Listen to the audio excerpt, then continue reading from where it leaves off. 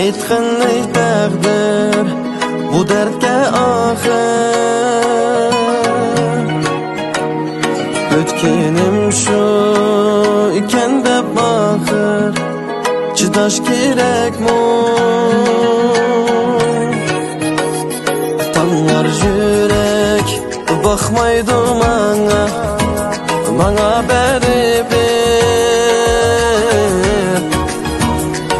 Unutgin deb her kuni qiynash kerakmi? Qiynash kerakmi? Chidash kerakmi? Unutgin deb her kuni qiynash kerakmi? Bütkunim shu ekan deb chidash kerakmi? Unutgin deb her kuni qiynash kerakmi? Chidash kerakmi? Unutgin deb her kuni qiynash kerakmi? Bütkunim shu ekan deb chidash kerakmi? Unutgin deb her kuni qiynash kerakmi?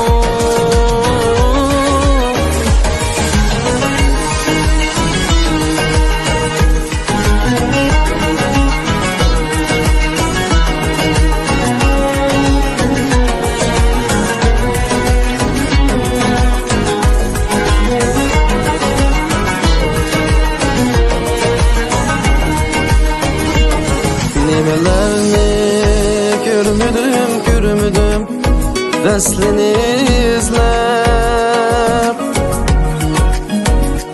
Bilmegenge qadrimni qiydash kerakmi?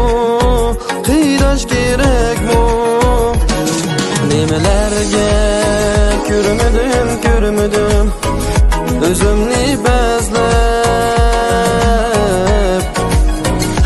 Yağmur bolup yürekten yığlaş kerakmi? Yığlaş kerakmi? Özü ketdi bevafo edesi qaldi, özü ketdi otlari bag'rimda yondi. Gül bo'lg'icha oq urib yashash kerakmi? Yashash kerakmi?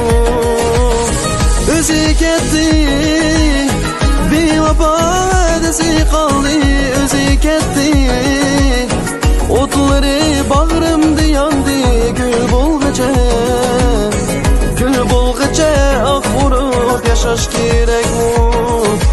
Yashash kerakmi?